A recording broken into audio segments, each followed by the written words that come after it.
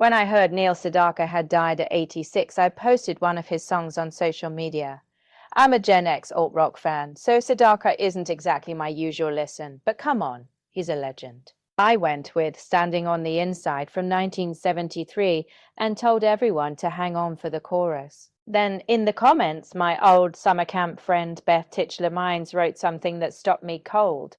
Her dad and Neil played in a band together as teens in the Catskills. She'd known Neil her whole life. I messaged her right away and asked if I could talk to her dad, Howie Titchler, who's 86 now. When I got him on the phone, he started telling me about the first time he met Neil Sedaka back in spring 1958.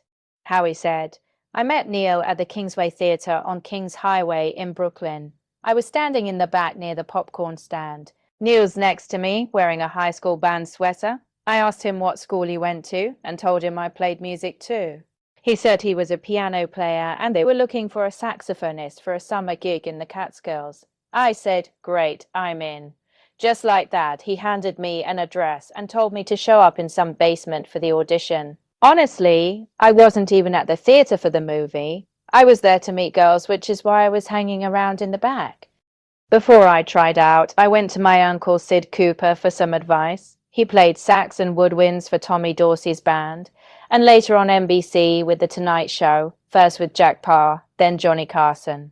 He made sure I was ready. I needed to know how to play a rumba, a cha-cha, a foxtrot, a jitterbug. Back then, you had to know the dances. The band was 4 guys. Neil wasn't even the leader, just the piano player. The job was at a hotel in Monticello, the Esther Manor. Esther ran it, and her daughter, Liebe Strasberg, worked the front desk. Neil would end up marrying Liebe. I can't remember exactly how we got up there. Maybe my dad drove us, maybe someone else had a car. We just packed up and went. When we got there, they told us to introduce ourselves to the owner using only first names. Half the band was Italian, and in the 50s people hid their Jewish backgrounds. Turns out, Italian names didn't go over so well in the Catskills either. So Eddie Cacavale became just Eddie, and Paul DeLova was just Paul. Sometimes we had 4 players, sometimes 5. The band was called the Nordanels, Norman, David, and Neil. That's where the name comes from, Nordanels. I joined a little late, so my name didn't make the cut.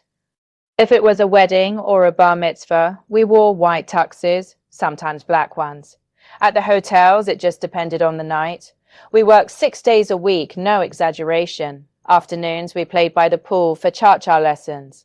Then we'd run back to our rooms, change, and play in the lobby as the dinner crowd came in. After that, we played dance music before the stage show.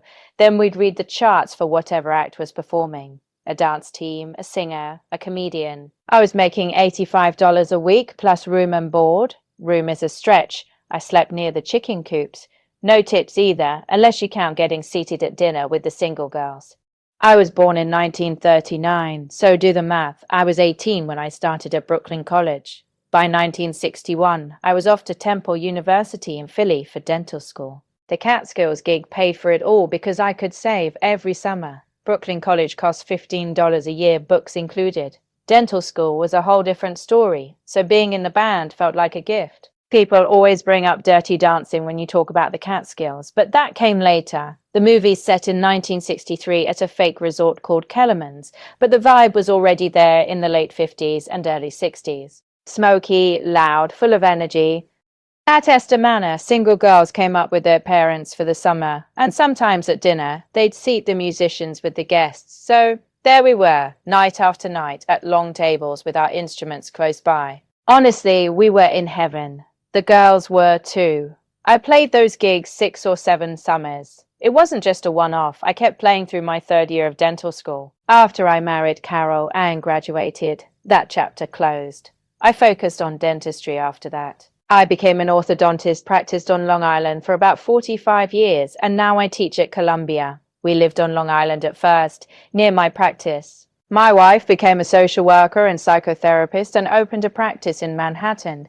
So we moved halfway to the city. When the kids left home, we moved into Manhattan. During the pandemic, Carol and I did something that still cracks me up. It was during the whole masks everywhere phase, and we were cooped up in the apartment one day. Out of sheer boredom, we wrote parody lyrics to one of Neil's songs. The original was "Breaking up is hard to do." Ours turned into "Masking is not hard to do." I called Neil, told him about it, and emailed him the lyrics. "Don't take your mask away from me. Don't put my health in jeopardy. If you don't, then I'll be blue. Because what I am asking is not hard to do. Remember when you held me tight." We can't do that now, but that's all right. Thinking safe will get us through because masking is not hard to do. They say that masking up is a difficult task. The next day, we found out he'd posted it on Facebook. Back then, he did this daily thing where he'd sing 3 songs. He introduced us, said we wrote the lyrics, and then played it. That was a good feeling. When I heard he died, I can't say I was totally surprised. When we talked a week before, he sounded frailer than I'd ever heard him. But as soon as we started talking, we went straight back to music. We always talked about gigs, stuff we did together, musicians we worked with, little details he'd sometimes forget. Like, the last time we spoke, just 2 weeks ago, he brought up this album he recorded that didn't do so well, the one where he sang a bunch of standards. I told him, yeah, I remember it. I still have it. Then he asked, who was the piano player on that gig? We'd say a few words about family, but mostly we'd dive into old stories and memories. It was always a trip down memory lane. What I loved most about Neil was his humility. He got it, the unspoken thing between musicians. He knew my limits, and he never once judged my playing. He also knew I was an orthodontist, not a full-time musician, and that I had patience, not jam sessions. I couldn't keep up my chops like the pros, but Neil never made me feel like I was anything less than a real part of the band. About 15 years ago, he called me out of the blue. I'm on tour. I've got a gig at the Schubert Theatre in New Haven. My sax player is stuck in Montreal. Can you do the show with me? I told him, you realize you're asking an orthodontist to fill in with an 8-piece orchestra, right?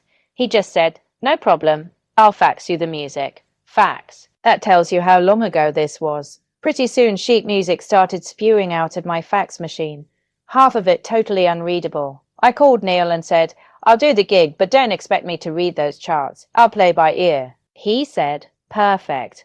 I drove up the night before for sound check. The band was there. Neil wasn't yet. One of the other musicians was running rehearsal. I walked into this beautiful old theatre in New Haven and introduced myself. Hi, I'm Howie Titchler. I'm really an orthodontist, so go easy on me. One of the guys said, Neil told us everything. Don't worry, come on up, we'll rehearse.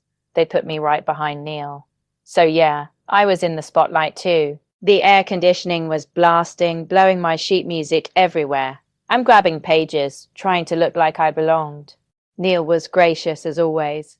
He introduced the band and said, this is my friend Howie Titchler, who's really an orthodontist, and he came to help me out. When I left the theatre, saxophone on my shoulder, a woman stopped me. I figured she wanted to say something nice about my playing. Nope, she wanted to know if she needed braces.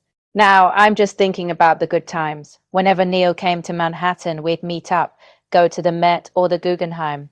Sometimes it wasn't about music at all, just 2 old friends wandering through museums. He visited us on Fire Island too. Within half an hour, everyone in Fair Harbor knew he was at our place. Not because we told anyone, just because of his voice. We had this little portable piano, and he'd sit down and sing. Someone walking by would hear him stop, and then word would spread. I actually sang on his first hit, The Diary. It was a doo-wop song, and they couldn't afford, or maybe couldn't find, backup singers. So I ended up as the backup singer on Neil Sedaka's first record.